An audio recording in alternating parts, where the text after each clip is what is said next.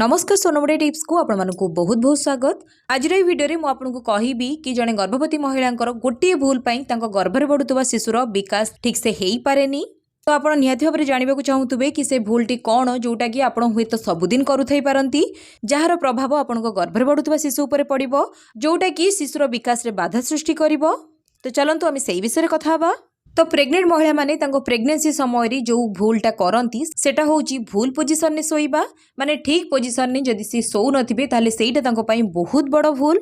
जदि जने महिला ठीक पोजिशन ने सोइबेनी ताहेले तांको गर्भरे बढुतबा शिशुर विकास उपरे सेटा फरक पकेइबो।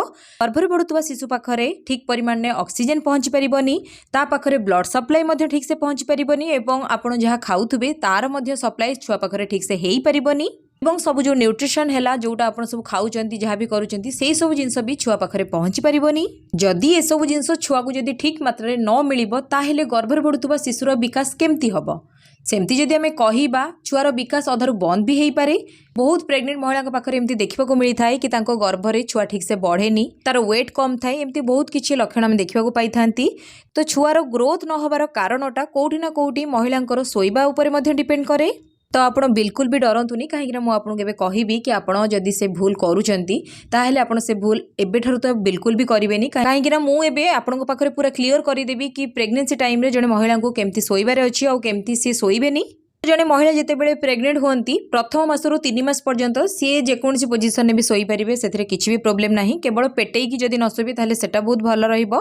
नहले आपण जेकोसी लेफ्ट साइड हो कि राइट साइड हो कि जो भली भाव में आपण सोईपारे आपण कंफर्टेबल हिसाब रे। तो एबे आसिला 4 मासरू 6 मास भितरे आपण बिल्कुल भी चीत होगी सोईबेनी। आपण जेकोसी कड़ माड़ी सोईबे, सेटा लेफ्ट साइड हो पारे कि राइट साइड हो पारे, से किसी भी असुविधा ना। आपन को बाँ पटे सोईबे जदि कंफर्टेबल आप सोईपारे, आपन को डाण पटे जदि कंफर्टेबल आप सोईपारे, किंतु चीत होगी आप बिल्कुल भी सोईबेनी आउ पेटेकी तो आप बिल्कुल भी सोईबेनी। मु स्टार्टिंग रू कही आपको। तो एबे आसिला 4 मासरू 6 मास भितरे आपण एही समय चीत होगी तो बिल्कुल भी सोईबेनी आउ पेटेकी सोईबाकू तो मु आरंभ आपको मना कली।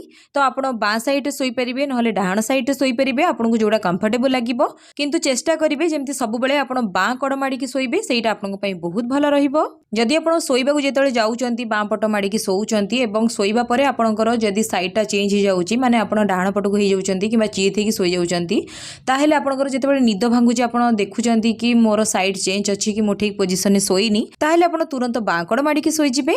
किंतु प्रेगनेंसी 7 मासरू 9 मास भितर माने 7 मास 8 मास और 9 मास यही 3 मास बहुत इंपोर्टेंट टाइम। तो यही 3 मास रे आपण निहाती भाव में बाँ कड़ माड़ी ही सोईबे, माने मैक्सिमम टाइम रे आपण चेष्टा करिवे जेमती बाँ कड़ माड़ी ही सोई परिबे, कहीं ना सेते बेले आम शिशुर ग्रोथ हवा बहुत इंपोर्टेंट आउ सेटा एमती टाइम जो टाइम रे शिशुर ग्रोथ बहुत अधिक होई थाई।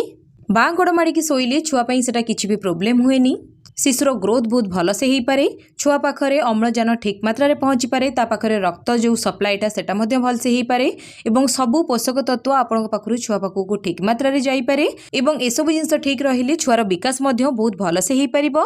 तो जदि आपण चाहूचंती कि प्रेगनेंसी समय रे आपणकर शिशुर विकास ठीक से हो, किछि भी प्रोब्लेम न हो, ताहेले आपण ठीक पोजिशन ने सोइबा बहुत आवश्यक। तो जो सब कथा कहली आपणकर शिशु पई बहुत भल, आपण पई बहुत भल। तो आपण ए कथा को निहाती भाव में मानतु, देखिए प्रेगनेंसी रे आपणकर किछि भी असुविधा हबनी। तो आज रे वीडियो को मु एठी रखुची, आ गोटे बहुत सुंदर वीडियो नै कि मु आपन सामना को बहुत जल्दी आसीबी। नमस्कार।